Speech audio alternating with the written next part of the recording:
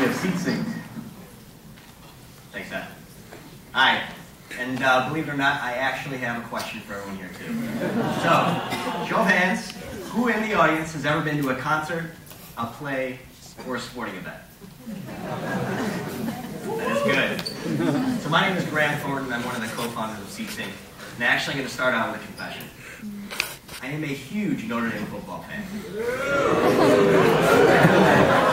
It is something that, up until a few months ago, I didn't like to admit to anyone other than my closest friends. But I also love going to Notre Dame football games. And one of the things that I've noticed, it is impossible to find tickets for anywhere close to face value. It's impossible to find tickets that aren't hundreds of dollars overpriced. But then when we go tailgate for games, and we spend 6-7 hours prepping for a football game, you see people walking around left and right, holding fingers in the air, holding up signs that are selling tickets or buying tickets for at or close to face value. So we figured there has to be a better way to connect real people buying and selling tickets for in-person exchanges. So we did some more research. We found that the secondary ticket marketplace is a $15 billion industry, and it's extremely underserved. So if you want to go see a concert, maybe you're a Pearl Jam fan, you're going to go get tickets to see them at Wrigley Field. Maybe you're a Blackhawks fan, and you want to go see the Hawks take on the Red Wings Sunday night. You had a few options when you're looking to buy tickets, unless you were lucky enough to get them at the box office. You go to Craigslist, search through 2,500 ads, try to find a real user on the other end. But most of the time you get directed to dealership websites and other ticket broker sites where you have to coordinate exchange details and overpay for tickets. If you find a real user, you have to figure out where, when you're going to meet, and try to exchange tickets and pay cash. You could use other sites. You could use StubHub, where you pay 25% of the ticket price, ends up amounting to being service fees. On top of that, you also have to pay $15 to FedEx a ticket, normally to someone that is within a couple miles of your actual location, whether it be your home, your current location, or a FedEx store itself. So we created SeatSync to truly change the way that you exchange. SeatSync is a mobile application. It's on iOS and Android, and it connects real buyers and real sellers of tickets for in-person transactions. We're truly allowing you to buy and sell tickets in a local, mobile ticket community. We've added features like chat functionality, features like location, where you can actually see who's selling tickets closest to your office, closest to your home, closest to the venue itself. We also have chat functionality, so you can engage with users instead of sending email after email, trying to get people to respond, hoping that someone still has tickets available. We've also added user rating systems to make sure that the person that you do buy from has a history of doing business through a service like SeatSync and has an actual profile and reputation. The best part is it's free for now. We will be introducing our fee structure later on in the year, but during our launch cycle and over the next couple of months, it's completely free to use to download on Android and iOS. So what's next for us? We are introducing much more robust search functionality within the app itself. And we are going to introduce credit card payment processing. But the good news is we've already added 20,000 more concerts as of last Monday, in addition to the full NHL suite of games. So we have NHL, NBA, and all sports. We also have concerts. So we can find anyone tickets that's in the office here, assuming that we can find people that are selling. So why are we here?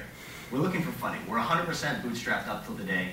We're very proud of the accomplishments that we had so far and the people we've been able to build up on our users. We are anticipating that we're going to be looking for funding rounds in the near future. And we're also looking to build our user base. Like I mentioned, we built up an extensive event database, and we have people actively posting tickets and selling tickets through SeatSync.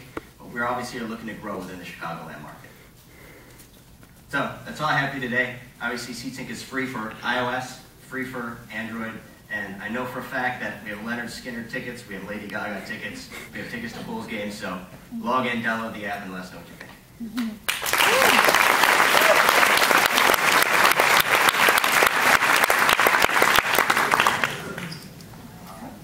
How do you protect from scam or fake sellers? It's a great question. Yeah, I think a lot of that has to do with sites and similar services. You can see that Craigslist, you can see that eBay exists, and then you see sites like Airbnb where they have multiple million reservations with a history of successful transactions or exchanges. So we follow a lot of that model, and we do capture a lot of data from users when they actually do exchange tickets. So a lot of that is things that we can gear up on our side to help protect and ensure that transactions are not fraudulent, but a lot of people looking to add and improve that as best as we can to situations. unsolved problem, which I assume is hoarding by those who plan ahead? Sure, that's a great question.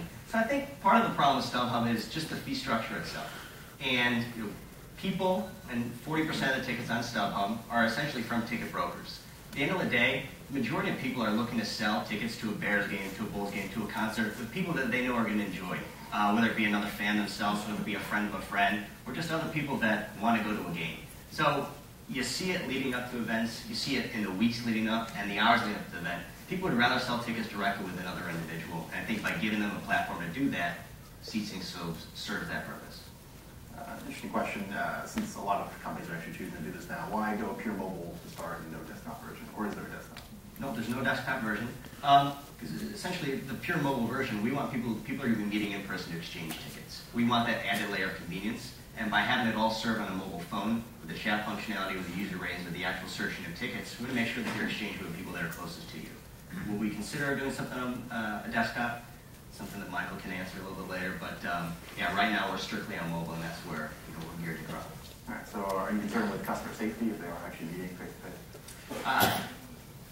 I think, again, it goes back to similar models. If you look at Craigslist, if you look at Airbnb, there's multiple situations and examples of successful peer-to-peer and collaborative consumption type of models where that's not an issue. But obviously, again, we do what we can to make sure that we're collecting as much data as possible about transactions and histories. That's another thing with the user rating, making sure that people do have a history of successful transactions. Are there any organizations that highly regulate these secondary markets like this? Is there any problems you're going to run into? Well, I think at the end of the day, scalping or reselling tickets exist anyway, and you'll see on a monthly basis that there's all kinds of legislation being pushed in to get control more back to the consumer.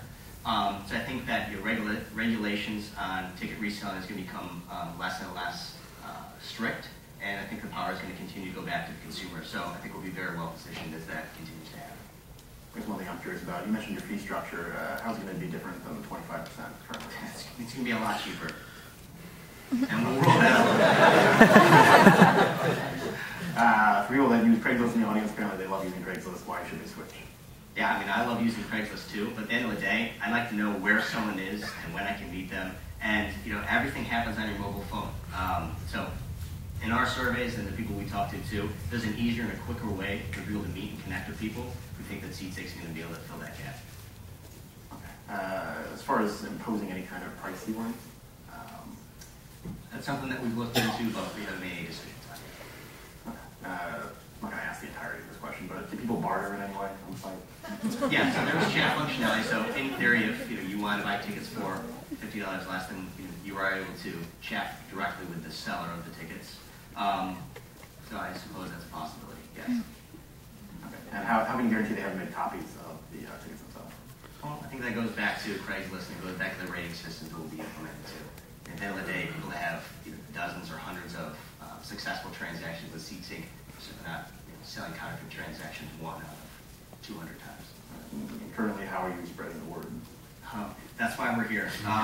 We're here to continue to spread the word about SeatSync, and I think that we're doing everything fully bootstrapped, like I mentioned on stage. And yeah, we're here to help spread the word, and if anyone out here, apparently everyone goes to concerts and sporting events. We appreciate you help out too.